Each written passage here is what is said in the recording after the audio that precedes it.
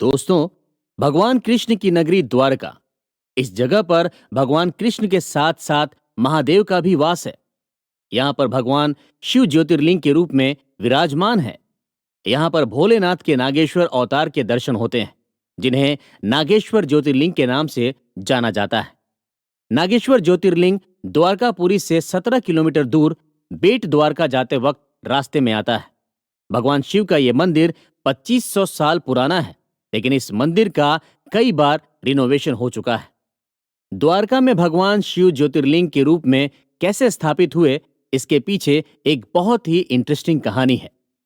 पौराणिक कथा के अनुसार हजारों साल पहले एक व्यापारी था। वो भगवान शिव का भक्त था।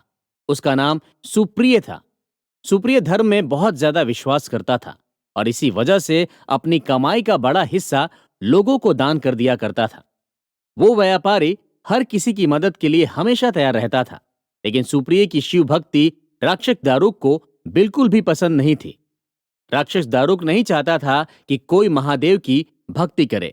वो चाहता था लोग उसे भगवान की तरह माने और सिर्फ उसी की पूजा करें।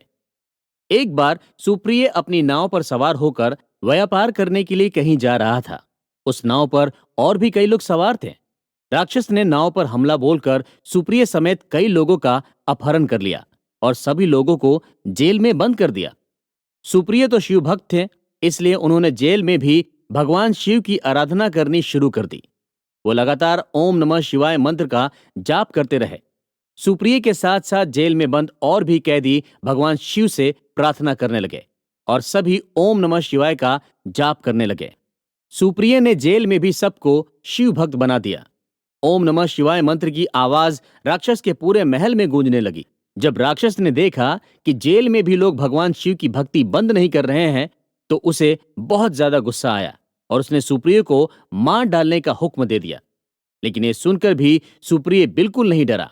उसे पूरा विश्वास था कि भगवान शिव उसकी रक्षा जरूर करेंगे। वो अपने साथ साथ दूसरे लोगों को भी इस मुसीबत से छुड़ाने के लिए भगवान शिव से प्रार्थना करने लगा।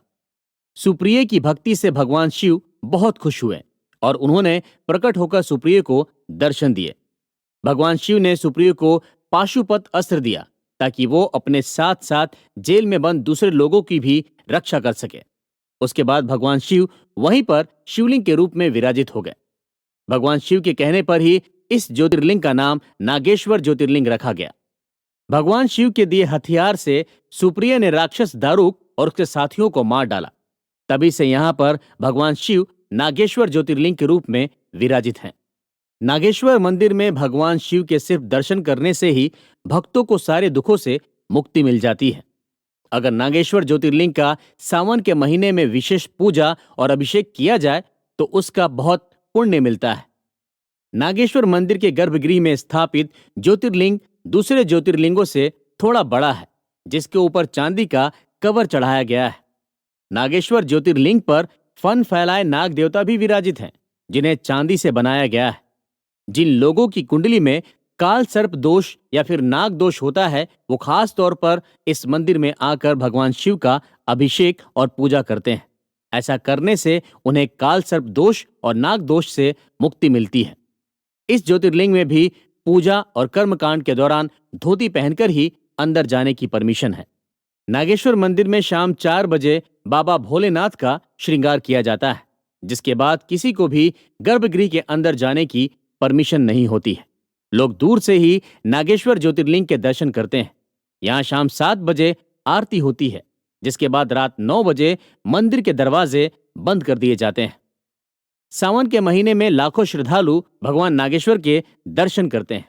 कहा जाता है कि जो भी भक्त सावन महीने में मंदिर के अंदर बैठकर नागेश्वर ज्योतिर्लिंग की कहानी सुनता है, उसे सीधा मोक्ष मिलता है और शिव धाम में जाता है। जन्माष्टमी के दौरान भी नागेश्वर मंदिर में हजारों लाखों श्रद्धालु पहुंचते हैं। इसका कारण ये है कि पास में ही श्री कृष्ण की नगरी द्वारका है और जन्माष्टमी के मौके पर द्वारकाधीश के दर्शन के लिए देश ही नहीं बल्कि विदेश से भी कृष्ण भक्त आते हैं। इसी वजह से द्वारका आने वाले भक्त नागेश्वर ज्योतिर्लिंग दर्शन के लिए जरूर आते हैं। नागेश्वर मंदिर का आर्किटेक्चर बहुत ही खूबसूरत है और इसका परिसर भी बहुत बड़ा है। परिसर में भगवान शिव की ध्यान लगाए बैठे एक बड़ी सी मूर्ति भी है, जिसकी ऊंचाई 80 फीट है। यह मूर्ति मंदिर से करीब 3 किलोमीटर की दूरी से ही नजर आने लगती है। गुजरात में ही भगवान शिव का पहला सोमनाथ ज्योतिर्लिंग भी है, जहां से नागेश्वर ज्योतिर्लिंग की दूरी करीब 270 किलोमीटर है। गुजरात में भक्तों को द्वारकाधीश, नागेश्वर ज्योतिर्लिंग और सोमनाथ ज्योतिर्लिंग तीनों तीर्थ क्षेत्र के दर्शन होते हैं।